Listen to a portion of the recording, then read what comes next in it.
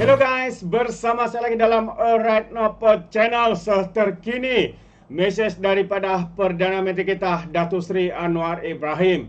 Jadi saya harap walaun yang menonton video ini, harap mereka faham lah ya. Kerana apa? Kerana Datuk Seri berucap di dalam bahasa Inggeris ya. Jadi kita tahulah walaun ini otaknya bukan di atas kepala, tapi di dalam tempurung lututnya.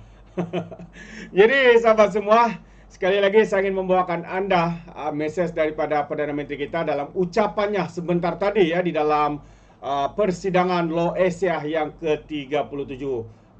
Jadi tanpa membuang masa, ayo kita bersama untuk menonton video ini. Assalamualaikum warahmatullahi wabarakatuh dan salam sejahtera. Yang Ma'arif, Tuan Tengku Maimun, Dari Azalina, Menteri di Jabatan Perdana Menteri, Yang Ma'arif, Tan Sri Abang Iskandar, Hakim Yang Mulia, Saudara Muhammad Azri dan Jatuh Kuasa, Saudara Syam Divan, Presiden LAWASIA, rakan-rakan yang saya muliakan. Satu penghormatan yang dapat bersama-sama dalam sidang penting perundangan Asia, dan saya ucap tahniah kepada Pak Kaunsil Malaysia dan Datuk Kuasa Chris kerana dapat menyelenggarakan majlis ini dengan berjayanya. Excellencies, ladies and gentlemen, bringing together such a diverse and formidable assembly of legal minds from across Asia and Pacific is no small feat, and it is indeed an honor to be among you.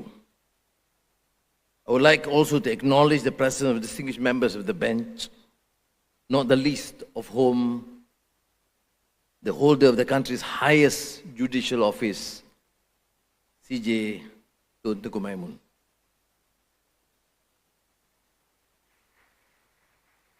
In my years of political office in government and as well as out of government, I think more out of government than in, I've said many things about lawyers and judges, and some of them have been highly critical. Nevertheless, one thing that I have consistently said and maintained is that while the rule of law must prevail, the independence of the judiciary must also remain paramount in upholding the administration of justice without fear or favor.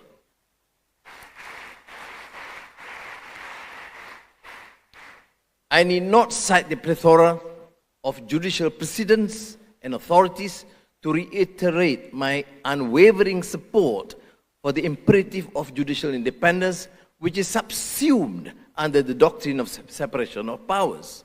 These are principles enshrined under the Groom Norm or the basic structure of the Federal Constitution. However, the lessons of history must not be forgotten. In the past, we have seen how this sacrosanct principle has been violated by the powers that be, working hand in glove with the highest judicial office, perverting the cause of justice in order to serve nefarious and vile political ends. But let me firmly declare that enough is enough.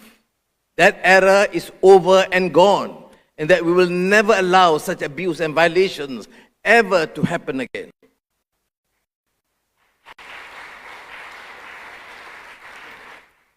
Ladies and gentlemen, the coming days offer us a timely platform to examine how our legal frameworks must evolve to address the unprecedented advancement in technology that are influencing every aspect of our lives. As we embrace the digital age, it is essential that we balance the winds of change with the wisdom of experience. Oliver Wendell Holmes Jr. has famously said that the life of the law has not been logic, it has been experience. You will agree that in the experience department, I have had a fair share of being subjected to the insolence office, the lost delay, and the gross abuse of power. These machinations have sent me from the halls of power to the labyrinth of incarceration. I do believe I have garnered sufficient credit hours to be considered to be admitted as an honorary member of the bar. You know, I had this rare opportunity to be associated with great luminaries in the legal profession, and back and forth the courts, and I'm serious to be rightfully considered. Thank you. No, don't take me seriously. Now, judicial and legal reform must be reflected as the nation advances with the changing times for development and progress. We should neither be held hostage to the views and demands of the elite, nor succumb to the dictates of pressure groups serving the interests of the rich and powerful. And this has relevance to the issue raised by the various speakers on digitalization and AI. In my exchanges with the heads of NVIDIA, Microsoft, and Google, and others, as you know, placed Malaysia as one of the important hub of data centers and AI, and also hub for semiconductor. The one interesting question that I will not fail to ask is AI serving the cause of humanity or sectoral group of powers that be, particularly the industrialized rich countries? Now, the answer is consistent from all these stake players. Number one, it depends on our capability to understand, appreciate, and give the desired input. Because AI is devoid of faith and values. It will only serve and respond according to subjects, materials submitted to it. So, to answer the question raised by Yama Arif, I think it is in with respect, on the issue of strawberry, AI has been taught to spell according to the correct pronunciation. If you pronounce strawberry, it's only 2 R's, so AI is quite correct. I'm not suggesting that CJ is wrong. I will be in trouble if I say that. But the context must be well understood. And that question, CJ, has raised eyebrows among linguists. How to proceed with AI in the context of AI being the having this so-called expertise in terms of language and grammar. So they are grappling with it. Incidentally, I've just allocated some funds for our universities to look at the possibility of increasing the translation efforts in this country into Bahasa and other languages. And this issue was raised. The most successful among developing or emerging economies is, of course, the Sheikh Zayed AI University in Abu Dhabi. So there are issues, but which means among the legal fraternity, in the judiciary, and the experts, we must train indigenous talents to be able to appreciate the importance of this change and to give the desired inputs into the AI. Otherwise, the issues of justice or law or reform or understanding will be geared solely or not entirely according to the Western values and norms. And this may result in some problems. Many of the issues in law and justice are universal, no doubt. But there are issues concerned in terms of in our values, be it Asian values or religious values, which must be considered. And I think that was duly reflected by the CJ's point about the capacity of, finally, the judges to adjudicate. Now, like skilled sailors navigating uncharted waters, see, like waters. You say waters or water? I remember this experience. I was briefly at Oxford before I went to teach at Georgetown. And of course, we go to this small restaurants and sit down, and the waiter will ask, "Yes, sir?" I said, "Water, please." He said, "What?" I said, "Water, please." "What?" I said, "I showed the water bottle." "You mean water?" See? And they insist that they are right. When my stocks change in Oxford didn't help. And this will reflect also in our capacity to address AI in terms of the correct pronunciation. Now, so we must guide our laws through the rapid tides of innovation while keeping the ship of justice steady. This is another fundamental issue. In this regard, the challenge is not simply to apply existing laws to new contexts, but to proactively anticipate future developments, ensuring that our legal systems are adaptable and responsive. Now, the legal profession plays a critical role in this evolution, working closely with policymakers and stakeholders to design frameworks that encourage innovation while safeguarding justice and equity. This is another major problem when we deal with digitalization and AI, because without clear intervention by the authorities, it will lead to further gap between the elites and the masses. Because invariably, only the select few will have the capacity to master this new technology, and this principle must be accepted, and effort must be done by all government, ministries, and the legal fraternity to ensure that this further democratize in terms of democratization of access to quality technology. Now, this changing landscape requires us to rethink whether our laws are adequate to protect privacy, security, public trust, and more importantly, whether judicial decisions can serve nations' interests in the name of justice in the long run. Dura lex sed lex. Though the law is harsh, it is still the law. So goes the maxim. But to my mind, equity and good conscience should prevail when it becomes clear that strict application of such a doctrine will lead to injustice. In this vein, I strongly believe that our laws must be flexible yet robust, capable of safeguarding individual rights while promoting creativity and innovation. Further, there must be a balance between private rights on the one hand and the public and societal interests on the other. A legal system that is too rigid or a judgment that is made without due consideration of public policy, repercussions will not only stifle progress, but risk eroding public trust and causing injustice.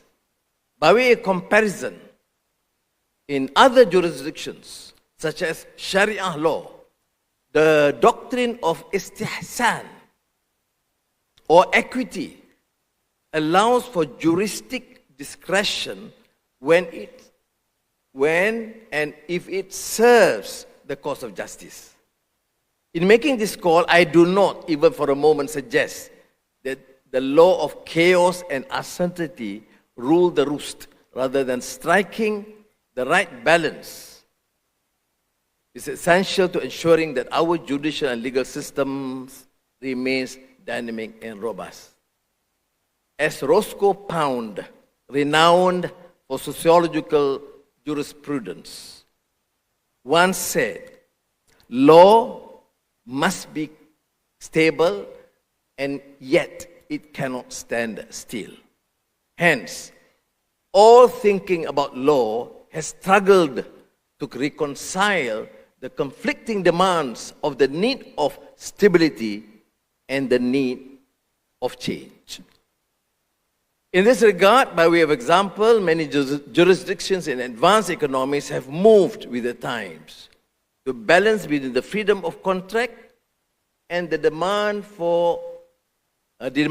of contractual justice. In many cases, contractual justice prevails.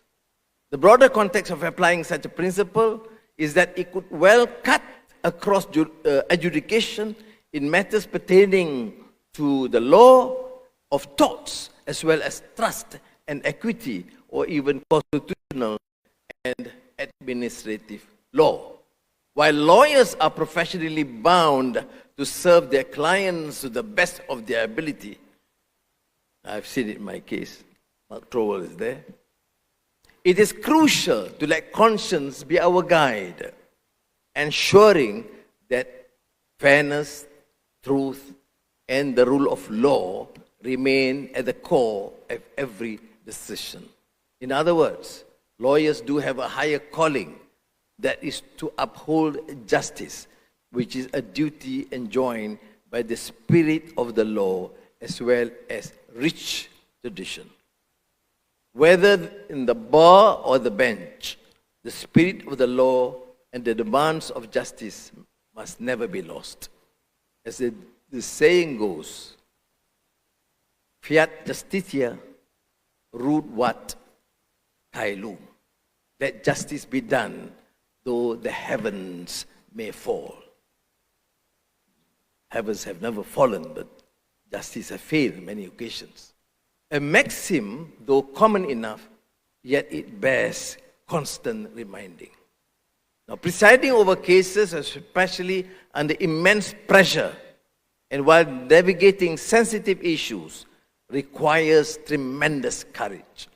A judge and judges stand as the pillars of justice, upholding the law without fear or favor, and remaining unflinching in the face of adverse popular opinion.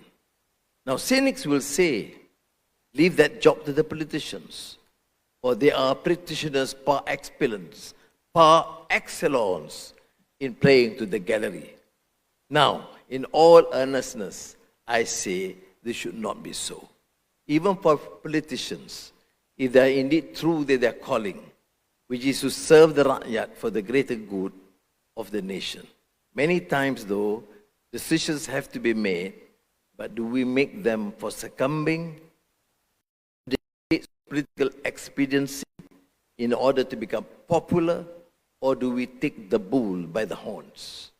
In this regard, as a responsible government, we took the unpopular course of action just last May by deciding to implement the diesel subsidy rationalization plan. Certainly not popular, but of utmost necessity.